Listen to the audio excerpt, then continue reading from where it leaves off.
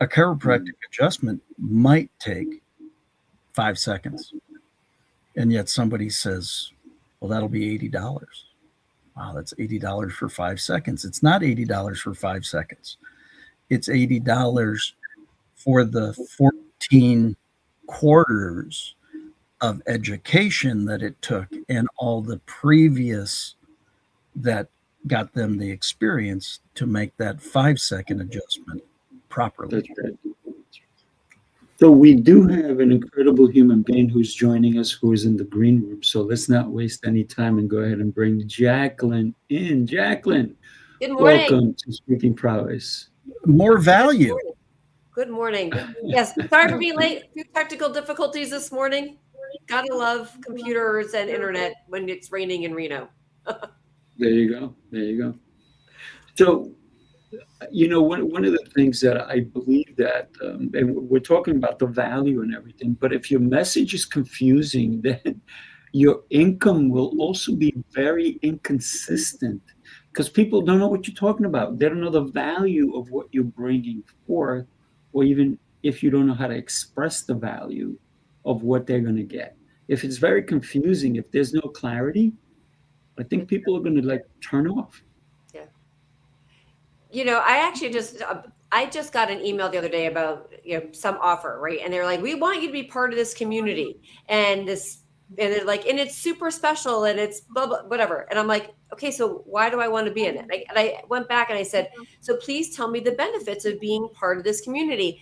I love the fact that it's all nice and cozy, but no offense, who cares? Like, what's the benefit? And they came back again and said, well, it's a nice, cozy community. I'm like, what am I getting out of this community? If I want nice and cozy, I can wrap myself in a blanket and put on a fire and, you know, and drink a glass of wine and I'm nice and cozy. What am I getting? Why do you want me in this? Like, what's the benefit? Like, you know, again, what's the benefit? Nothing. Yeah. Jacqueline, I love how you put it because I think you just offered a beautiful definition of the value. It's not about what we're giving; it's about what other person is receiving from us. And I kept saying, like, so you know, I'm happy to be part of a community, but what's going to be the exchange? Like, who am I going to be meeting? And, you know, are you giving me tips and tricks or something that I don't know, like, you know. I think you said a very important word there. What's the exchange? Yeah. Right? There's an exchange of value when you're communicating your value at the highest level. It's truly being able to communicate the exchange that goes to both sides, right? Nobody will ever resist giving you any amount of money, provided they truly believe deep down that they will receive more in return.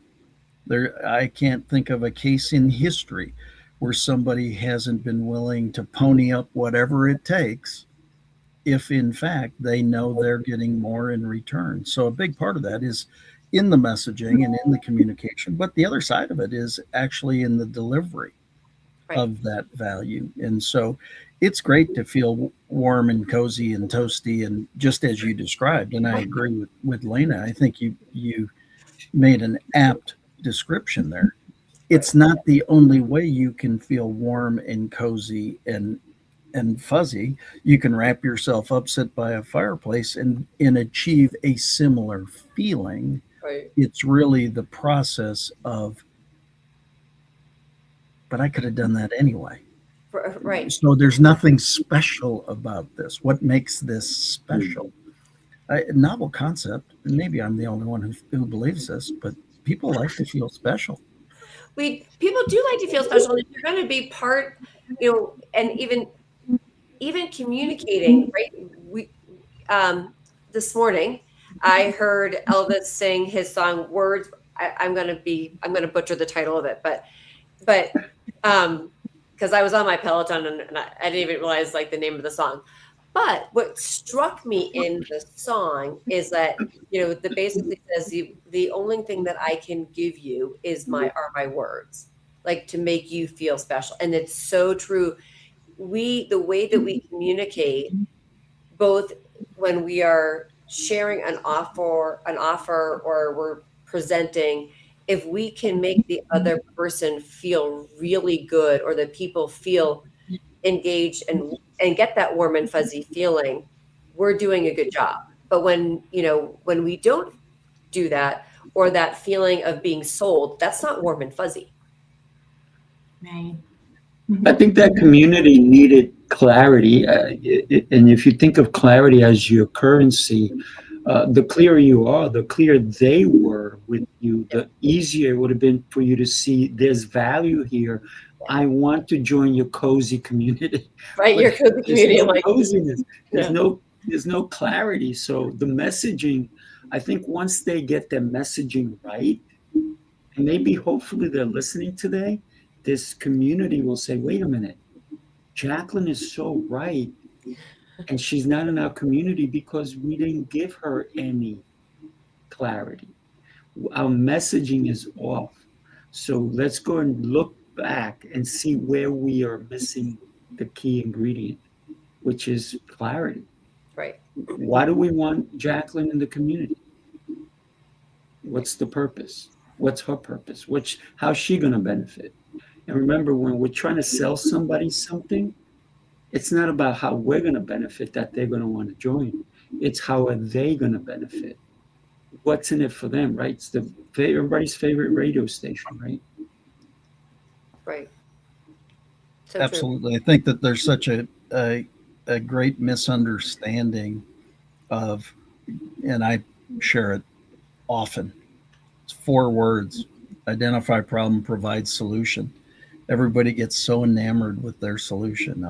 Everybody needs my solution. Everybody needs anybody and everybody is not a market, by the way, right? You have to take it down to in personalization. And that's why I think that's the difference between communicating your value and communicating your value at the highest level. I think part of it is understanding the communication process itself.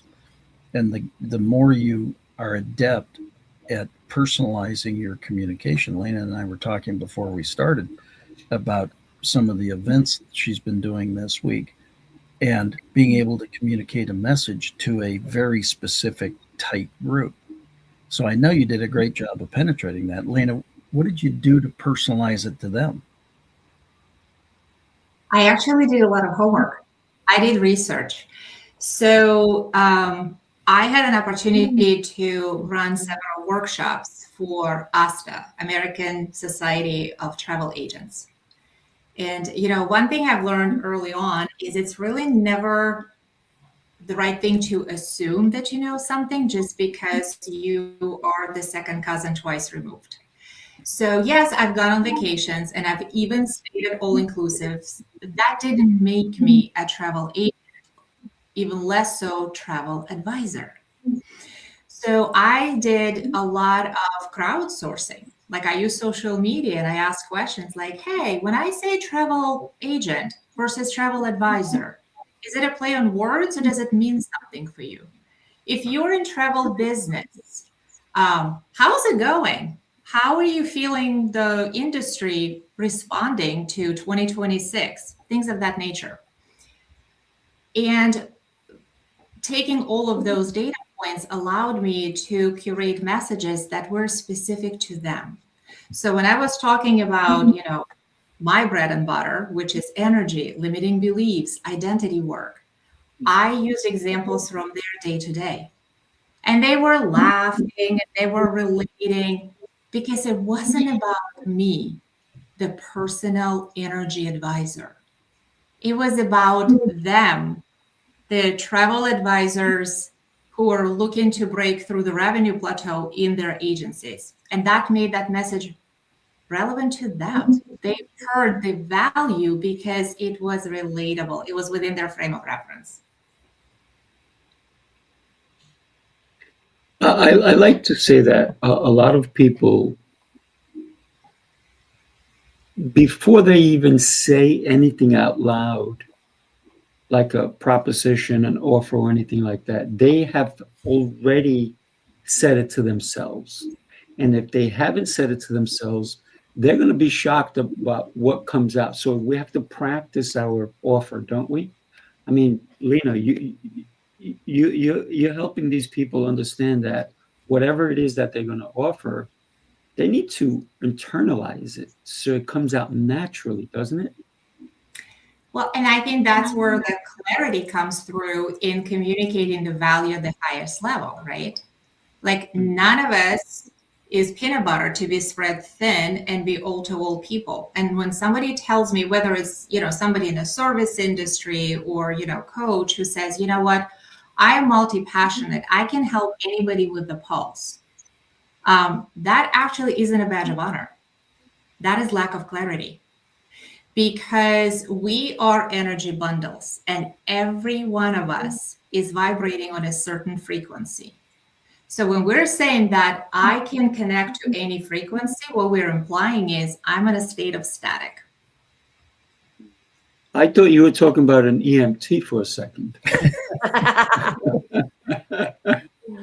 They can help most anybody with a pulse, right? Well, I think it's a very valuable statement if you just sit and reflect on it for a second, because again, you don't get to the stages of business and opportunity and relationships that people have as you become more mature. Code word for older. The fact is you've had these opportunities along the way, and yeah, it's more than likely possible to be able to connect on all those frequencies. The question is it the best utilization of what you've achieved or whatever, not from an ego or arrogance side, but from a productivity side, from a being able to from an efficiency side. Quite frankly, it's interesting. I had an early morning meeting, and the guy said, our business is rocking. And I said, that's awesome. So what challenges do you have? Oh, I don't have any. I said, okay, that's amazing. I got to tell you, I got a blue ribbon for you because you're the only business in history that's never had a challenge. And 2 seconds later, he said, yeah, 80 hours a week is just not all that great. And I said, well, I'm glad you don't have any challenges. And the point is, he's self-administering and implementing and executing the vast majority of his business, but he doesn't have any challenges. And I said, well, it's great that you don't have any family relationships, that you don't have a spouse or significant other, that you don't have any kids. How long are you planning not to have those things? And I said, because at this rate, it's going to be a long time. And he said, well, that's a unique way to say it. And I said, dude, I'm on your side. That's not life. That's not what this is about. And I think it goes back to what, Sifu said from a clarity standpoint as well, right? Is having clarity. I think many times people get all wrapped up in their intent is awesome. Mm-hmm. Their implementation and execution, maybe not so much. Any thoughts on that? I got to say, Scott, you made me think. I overheard something, I think it was this week or last week, on somebody that was speaking, and they said they had somebody who came into the business, not their business, someone else's business, and they were rocking it as a salesperson. And the more they got to know the business, the less they were rocking it, because then they started finding out all the problems that the business actually had. Mm-hmm. And they kind of self-sabotaged themselves, because when they knew less of the business, they were able to sell it because they didn't understand the full messaging. But when they understood the full messaging, they kind of shut down. They stopped believing in the product, and all of a sudden they couldn't sell as much. So I think the messaging has to be clear and has to be honest, especially when you're bringing salespeople to sell your product. And I think and that's what made me think of that. So thank Well, you for that. Sifu, I'm chuckling because it takes me back to being 22-year-old Scott on the retail floor, and our company created a product that was $799 that was so over-engineered. It was the most amazing thing on the planet, quite frankly. It could suck the top off of pots. I mean, it was a microwave vent hood. It was amazing. Except our biggest competitor had a $299 version that couldn't suck the top off a pot, but they weren't really designed to do that, right? Mm. And that being said, the company introduced the product, and I literally sold, out of my account in Chicago, I sold 78% of the country's entire sales of that the first month it came out. And they said, "How'd you do that?" And I said, "Well, I was just too dumb to know I wasn't supposed to."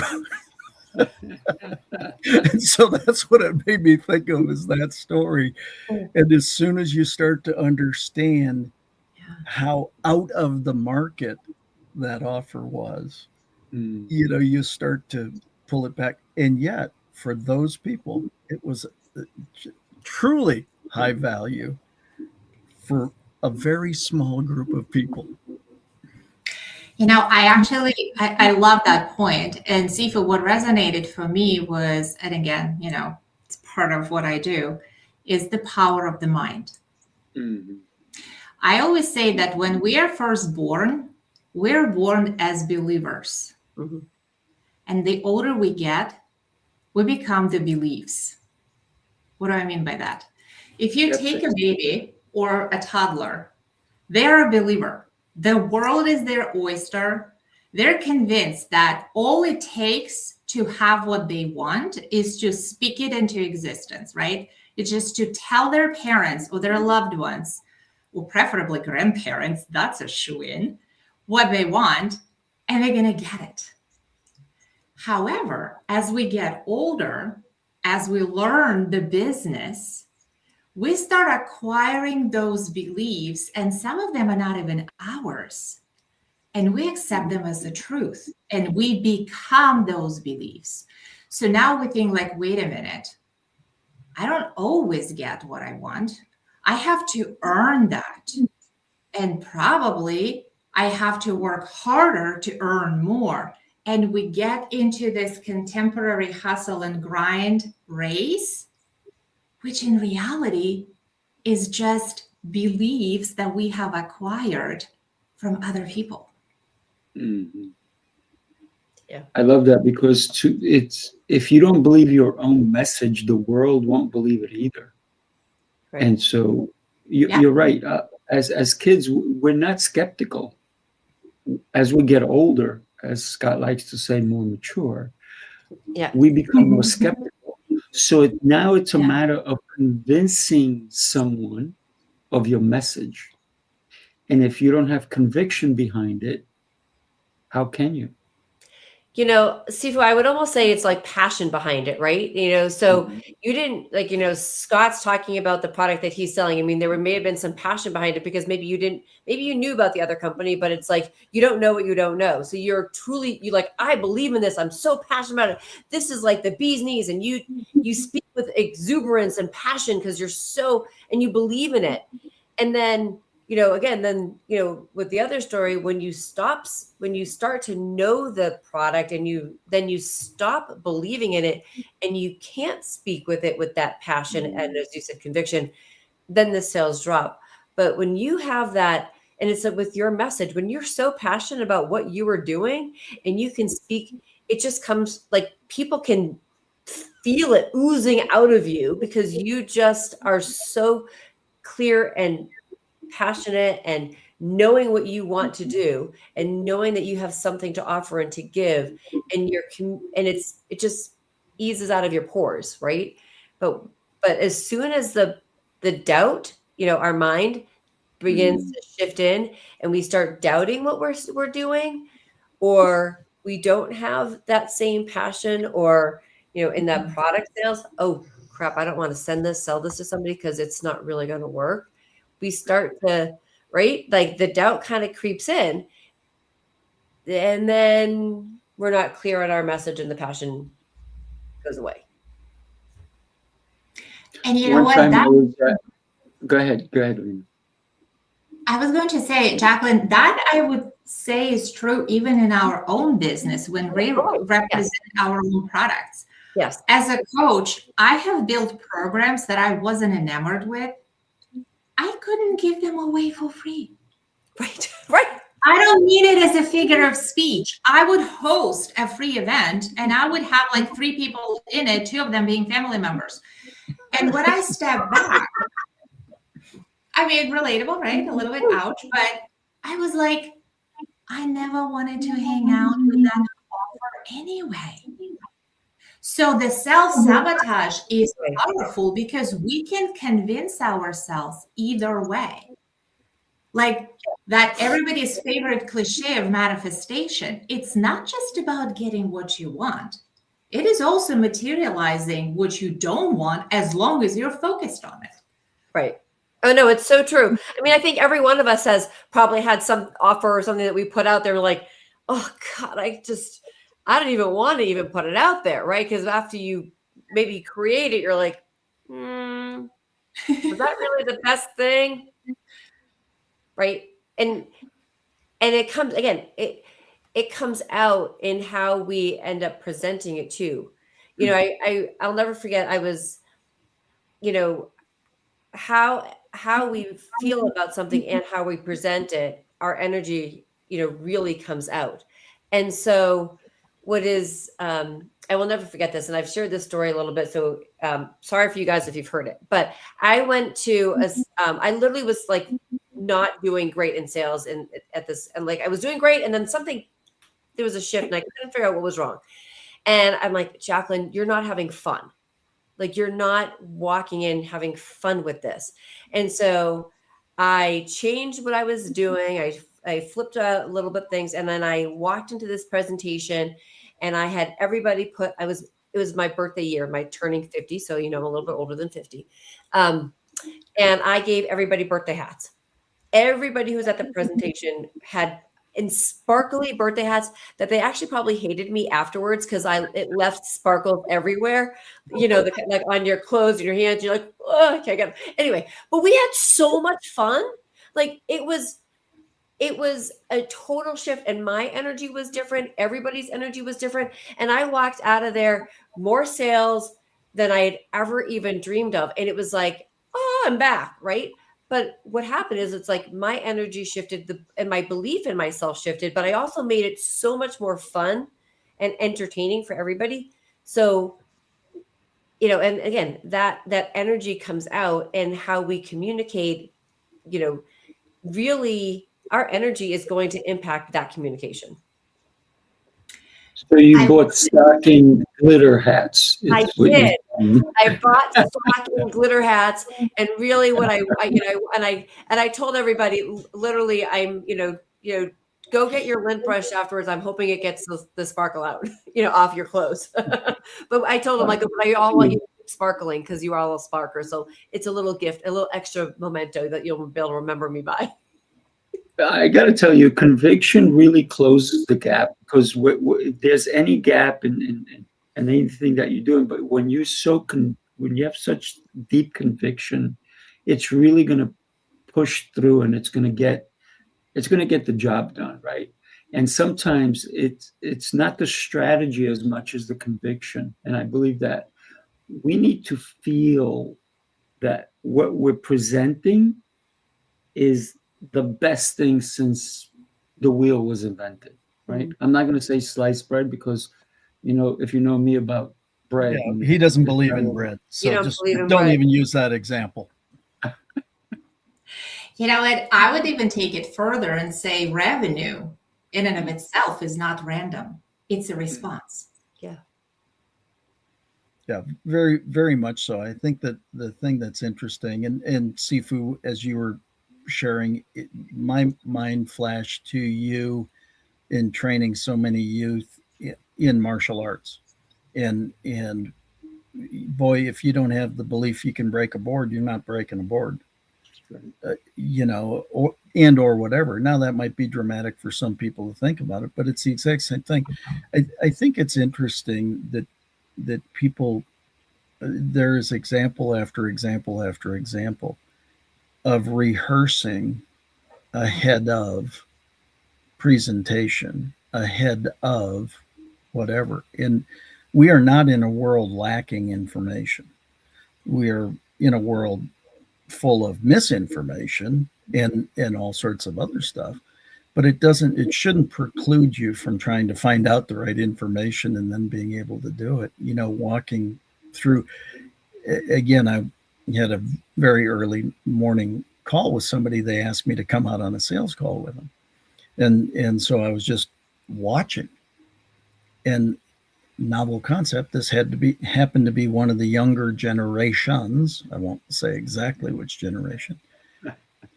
But throughout the meeting, 5 times they went to their phone and totally got out of the conversation, because I was leading the conversation, or I was having the conversation with the prospect, and they went to their phone. And they're looking down and they're texting and they're doing a variety of different things. And then they put their phone down and then they kind of re-engage. And so the immediate question after it was, so is there anything I can improve on? I said, yeah, it's called being where your feet are. And he said, what does that mean? I said, it's very simple. Be where your feet are. If you're sitting in a meeting, you're in a meeting. And your presence is 100% in that meeting until it's not. When your feet move, so does your attention. Right. And he said, well, what did I do? And isn't it amazing that that portion of behavior has become so unconscious competent that they didn't even think about the fact that could potentially impact communicating their value. Oh, yeah. Yeah. And so again, I share it only from an observation standpoint, is many times you don't understand or you don't even see it yourself, which is the value of having somebody oversee and do whatever. I know, again, Sifu, I've watched the videos of you working with kids, and just to have you in your purview on them and what they're doing is so cool to see, because you're truly working to help them get to where they desire to go. But sometimes it takes that thumb in the back, right? Right. Scott, I'm so glad that you brought that up. Sifu knows firsthand that, oh God, I feel like my hand just like came out like 3D. But firsthand, he knows, like, there is, I had been working with somebody, and Sifu brought it up. We were on a call, and he said, your partner, who's now not my partner, is moving around, and he's on and off camera, and it's disrespectful, and I'm cringing. And, I ended up saying something to him, and it's so true. We don't realize, like, if you're in a meeting and you're going to log in, be present. And that same thing where you were saying somebody picking up their phone separately. I was in a meeting with somebody, and I was trying to help this woman recruit somebody onto her team. And me and the prospect were having a conversation, and this girl who I'm trying to help, literally on her phone the entire time. And what do you think the prospect said? She said no. And I'm like, I don't blame you. She's like, there's no way I could never be on her team. And I was like, and again, I'm trying to kick her under the table. Right? I'm doing the kick. And she's looking at me like, no idea what she was doing. And it's like one of those things. It's like, you think it's common sense, but obviously common sense, as we all know, is not so common.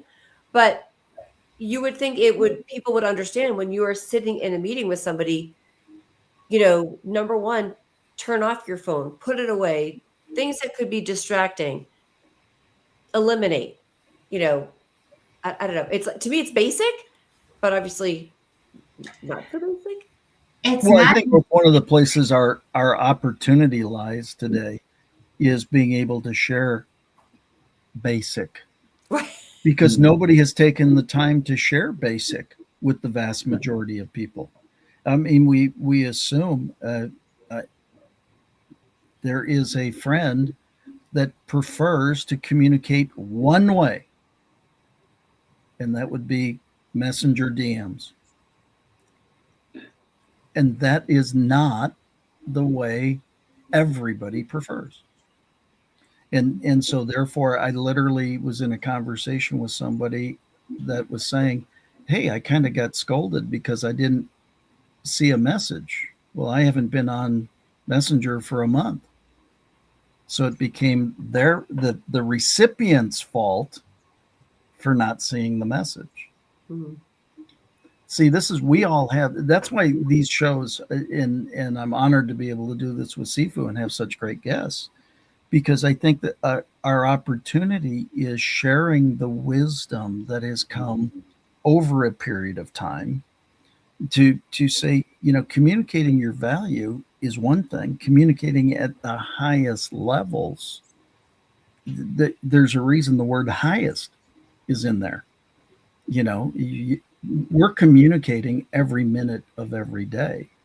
We don't have to open our pie holes, and we're communicating on this show, just sitting here, right? I gotta say, Scott, when you brought up earlier martial arts and board breaking, and one of the things is that we really don't break boards in what I do, because and it's my choice, right? Because we can easily get boards, and sometimes I do it for birthday parties and stuff like that. But the reason I don't have people breaking boards is because the boards don't hit back. I'd rather have them fight with people who hit back, right? A board is, listen, I was at an event in Texas, not far from Dallas, actually. And there was a young kid there. And I was at a martial arts school, pardon me. I was at a martial arts school, and their whole thing was breaking boards. And how many boards can you break? And this and that. And I've broken bricks plenty of times, and I didn't tell him that I was using a sledgehammer, but besides the point. The thing is, this poor 17-year-old kid broke his hand. Now, the kid continued hitting the boards because it was like this thick, and he just kept doing it. He obviously was not taught how to break the board, right? Because other people who were more experienced than him broke the board. But the whole thing is that this kid would not give up. He had the heart of a lion. He kept doing it, even though he was breaking his hand in the process. Yeah. Now, the communication was not clear because he wanted to pass, and it was a test. So he was not prepped correctly. And so for me, I said, why is him becoming a black belt, or him going to the next level of a black belt, have to break his hand? What does that prove to whom? So the message wasn't clear. Right. Because if he would have hit somebody, a person, he would have hurt them. But because he needed to prove something, he hurt himself. And guess what?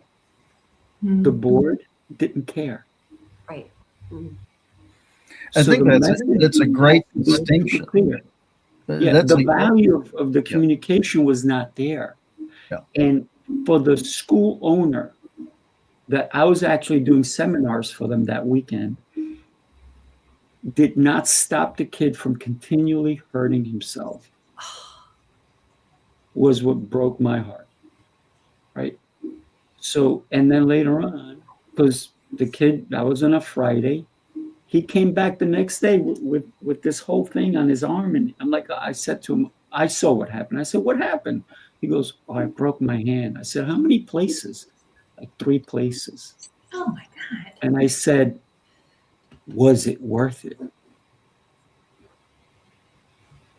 In his mind, it was. It was. And so for me, if I teach somebody to do anything, I'm going to be attentive to how they move and how they do things. I'm not going to be, if you come take a lesson from me, I'm like, oh, let me look at you. No, I'm paying attention to you because you're the most important person. And if you're doing something that's going to harm you, I'm going to pay attention. And I only told you this story not to say that that was a bad instructor in Texas. It was somebody who wasn't paying attention to what they were trying to deliver. And again, I think very important distinction, because what is the desired end result? Is the desired end result be able to defend yourself, utilize the skill set, do the different things, to apply that? Or was it to physically accomplish hurting a board that didn't care? And I mean, I think it's a great distinction, and I think we do that a lot. A lot of times in communicating or in the attempt to communicate value, I think we tend to shoot for breaking the board, as opposed to being in proper form and treating people with respect, honor, and dignity, and doing, is again the intention matching the approach. And so I think it's a huge distinction, and I will not make that mistake again, Seafood, in suggesting that you teach breaking boards. It was not you. No. I know. Well, I know. Trust me, I know that wasn't you. You would have kicked my butt right there. I know it wasn't me. It's the right words at the right time from the right person can change everything. Yeah. Had the master stepped up and said, that's not as important as what everything else that you did, because his performance was phenomenal. And the fact that he showed up the next day with a cast in his hand and he was still willing to participate, the kid had a heart like you can't believe. Yeah. But if the master would have said the right words at the right time, because he trusted that person. And that's one of the things that we also have to think about, trust. When we are buying a product, when we're selling a product, do we believe in the product itself that's going to change somebody's life, or it's going to help them in a way that's going to impact them in a super positive way? Or are we not sure and we're selling the product because we just need a paycheck? I don't want to work for that company if I just need a paycheck. I want to work for that company because what they are selling is going to make a difference in someone's life. Even if it's travel agency, right? Even if it's getting from point A to point B, whatever it is I'm selling, I need to believe it. And I need that there's some truth behind what I'm selling. Well, and I think what you just shared is looking at sale as an act of service. Yep. And how can we serve if the person that we are with isn't our top priority? So Jacqueline said, somebody being on the phone throughout the conversation, how could they not know? It's so basic. It's not even basic, it's scientific. We are all bundles of energy. When we're holding eye contact, we're reciprocating the message. We're exchanging the energy. If all of a sudden I grab the phone, I disconnect, and I don't mean it as a figure of speech. I disconnect my energy from you. How do I know? We do that with our kids. If a little child is having a temper tantrum, what do? You disconnect. You kind of stop feeding your energy into them. Well, that doesn't work very well when you're talking to a lead, right? So what that lead was experiencing is interruption in the current. It's kind of like lights flickering in the house. It's super annoying. And I would take it further to say that what happened in Texas was similar in terms of disconnected or interrupted energy flow. There wasn't truly a reciprocity between the master, the coach, and the student to get on that same clear frequency of this is what we're here to achieve. It was sale. It wasn't service. So true. So true. And we always say, I mean, if you're serving the right people, the sale will happen. It's not even like a sale. It's just like if people want what you have because you're offering the right thing. You know that you are going to be able to serve that person and they're going to want the help. So then they're going to say yes. And it doesn't feel like you're selling them. I mean, at least I don't feel like it is when it doesn't feel like you're selling.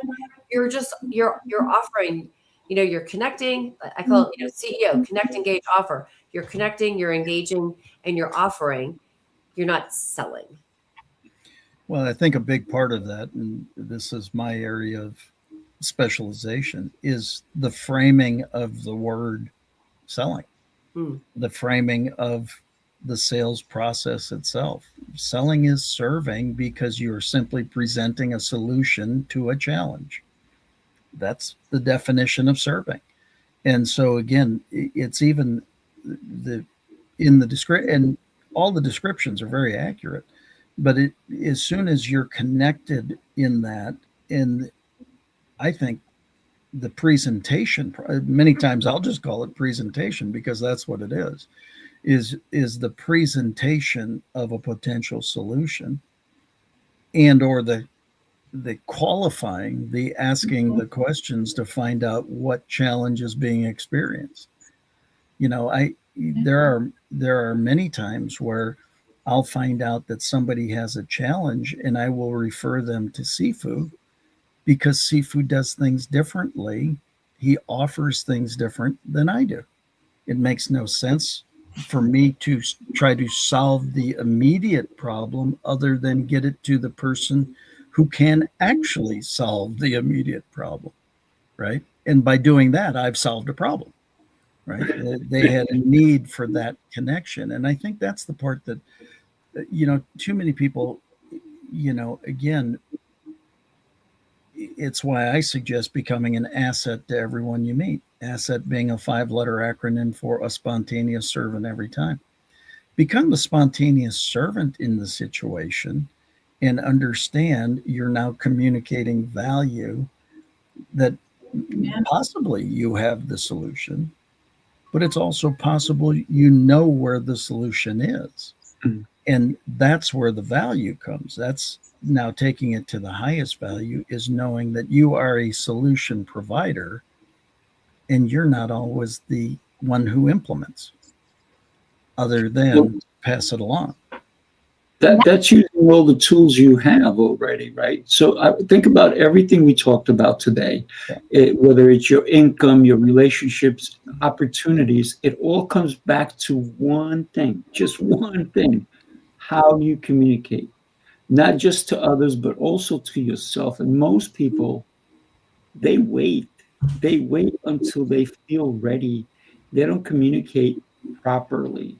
So they wait to learn how to communicate. I think that's the first thing we need to do. We go to kindergarten. What do we learn in kindergarten? The alphabet, right? I sing along with the kids who are 5 years old. I'm like, let's do the alphabet. And they're like, you want to sing with me? I'm like, yeah, let's do it. A, B. And so I start singing with them. Why? Because I want them to know that I'm in their corner. I'm there to help them. Would you believe I have workshops on communication. The youngest I've taught is 7 years old.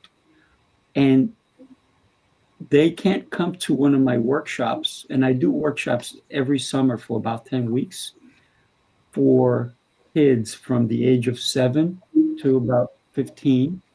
And the reason I do it is because I'm actually not teaching them. I'm teaching their parents because the kids can't come by themselves. They must have a parent with them. So I'm teaching the parents how to communicate so they can have a better relationship with their kids and their kids can have a better relationship with their parents. It all starts with communication. And if we don't dive deep into communication, what kind of leaders are we going to expect in our future? I look at every parent and I say, your child is my future. So let's get them in the right place. Let's treat them right. Don't baby talk them. Talk to them as a young adult. And when you do that, it sharpens everyone's voice. That's why I love doing those so I'm actually getting ready to start another one this coming summer. And I'm excited for it because I've already started talking to some of the parents, and I let them know that this is not a drop off. You have to bring your kid, your 7-year-old is not going to write as fast as we speak. So I'm giving you workbooks. You have to write in them. And the parents are like, oh, you mean I have to do the work? Yeah, because there's homework.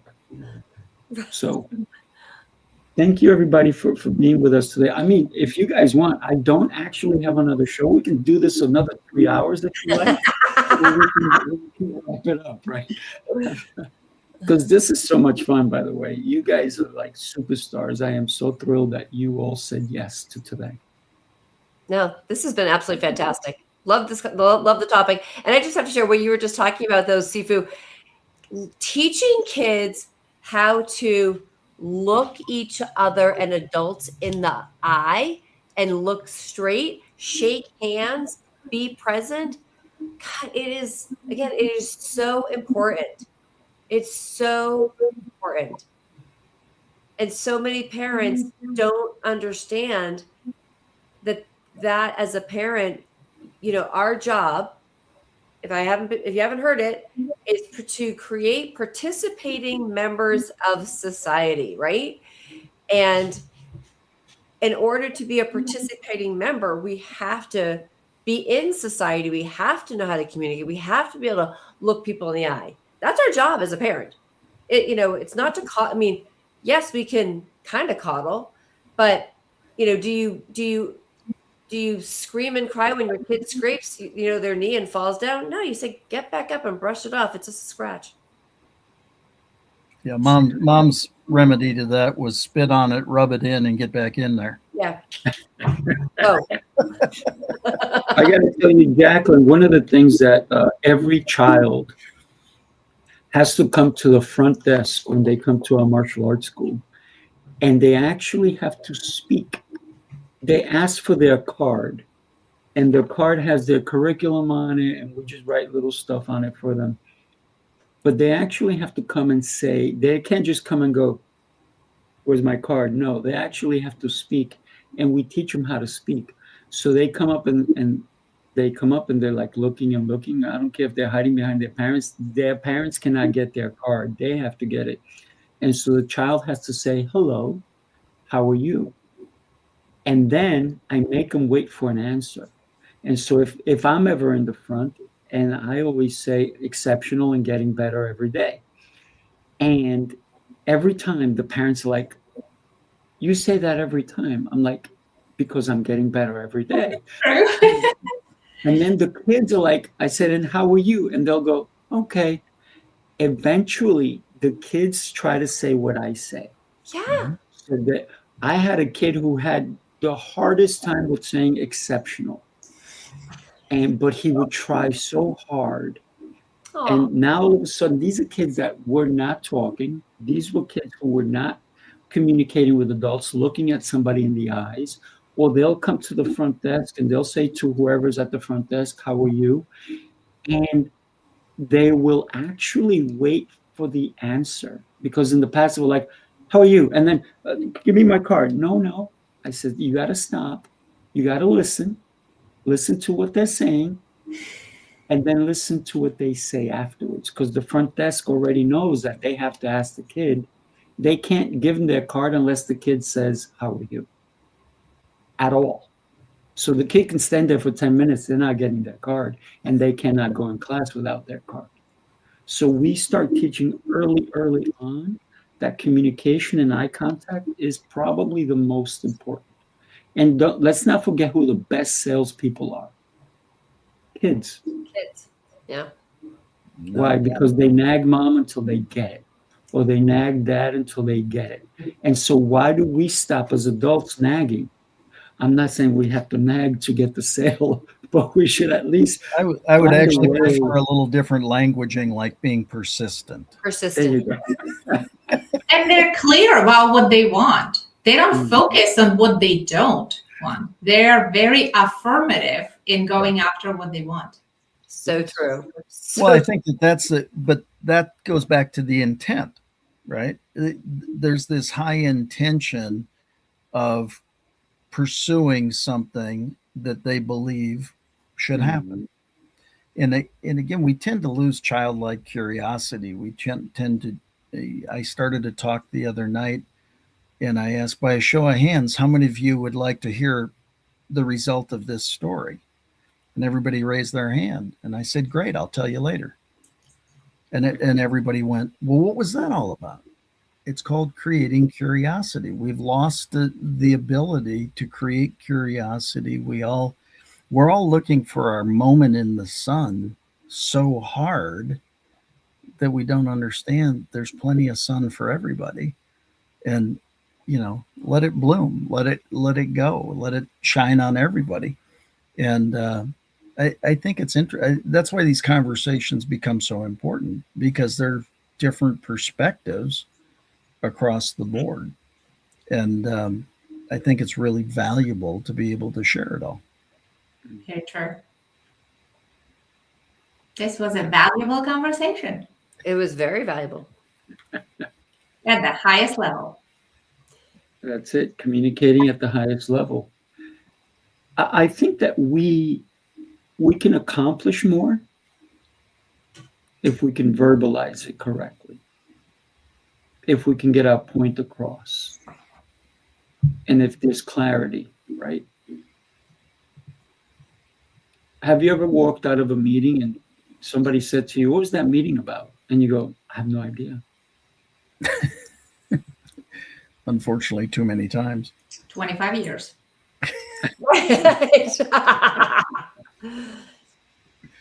Thanks for bringing up that scar, Sifu. Yeah.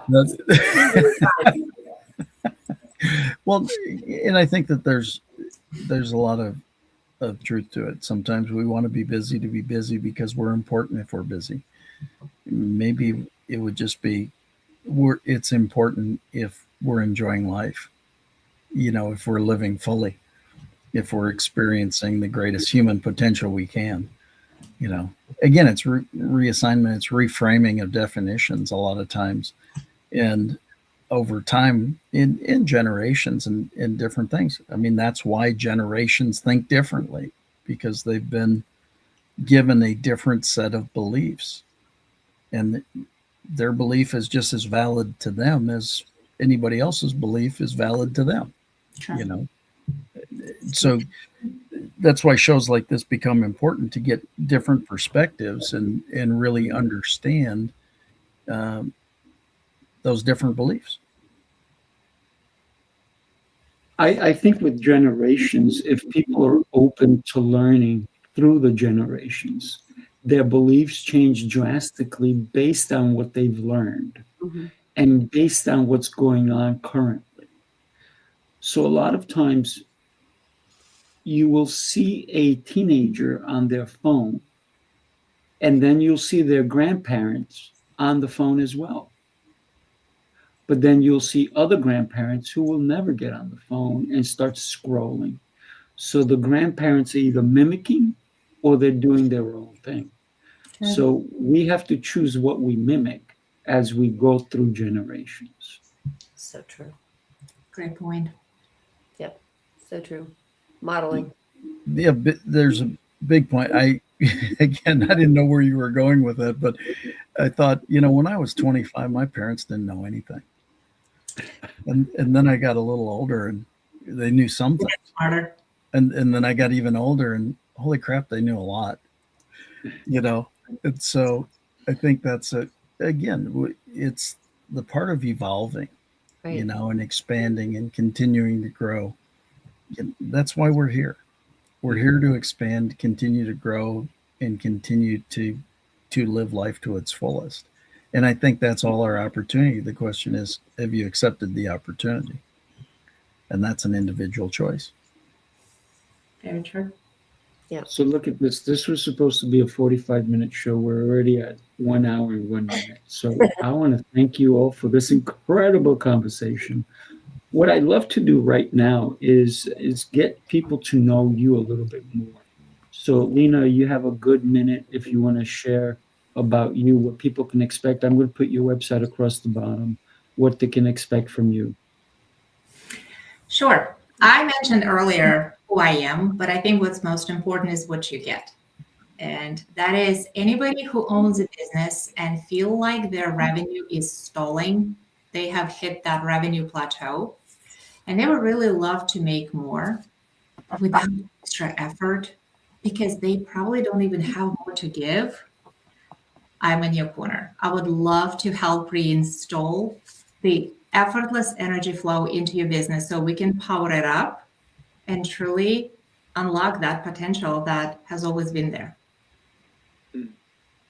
Yeah, love it, love it. Make sure you go to her website. Can you say your website, because this also eventually will be on audio? Absolutely. It is atlas-paradigm.com. Perfect. Thank you. Thank you. Jacqueline, you're up, my dear. So I think most of us know between 250 to 500 people, if not more, and each of those people know 250 to 500 people. And most leaders and professionals don't tap into that network. I call it relationship capital. So I love teaching people to expand and grow their business and increase their ROI by increasing their relationship capital. Whether you're a leader or a professional, everybody needs to expand that.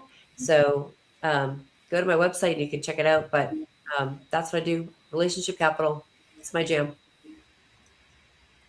So tell us the website. You can go to Jacqueline. That's my first name. I'm going to spell it. It's JACLYN. And my last name, Strominger, S as in Sam, T as in Tom, ROMINGER, JacquelineStrominger.com. And just you'll find me there. Perfect. Awesome. Awesome. Scott, my friend, you're up. I love to help people achieve greater success. Many times that's through sales, many times it's through communication, many times it's a combination of both and any and all above. So love to understand where you are and help you get you to where you want to be. And there's a variety of ways of doing that. That could be through coaching, could be through training, could be through speaking, combination of all of the above. I don't hide well. Scott@scottschilling.com. If you have a question, reach out. You can go to scottschilling.com or championsofinspiration.com. Give you a hint. That's because everybody's got inspiration inside and needs to get it out. That's right. That's right. Thank you, Scott. I'm Sifu Raphael. I'm also like Scott. We don't hide well, right, Scott? SifuRaphael.com. So listen, I do so many different things. I call myself an architect of helping people communicate at a higher level, helping people get on stages, because yes, I do have only like 10 shows live, and soon enough, there's going to be an 11th. I can't tell you with whom yet, but it's coming up. And if you're interested, just join me at SifuRaphael.com. I love helping people. My job in life is to help. And no, I'm not taking your temperature. I'm not an EMT. I will call an EMT for you if you need it. But if you need some of the services that I do have, go to SifuRaphael.com. I got to tell you what a pleasure today has been. An incredible Friday. Some people call it the end of the week, and therefore they call it the weekend. I say it's the strong end. Stop being weak. Be strong. Love that. Beautiful. You guys, you all rock. Everybody, make sure you connect with everyone here. One more thing. Make sure you share this episode with somebody who needs to hear today's messages, because today's messages were super powerful. And we had a little fun too. We did. Absolutely. Always. All right, you guys. God bless Thank everybody. you. Happy See ya. weekend. Strong end, strong end. Strong end. Happy strong end.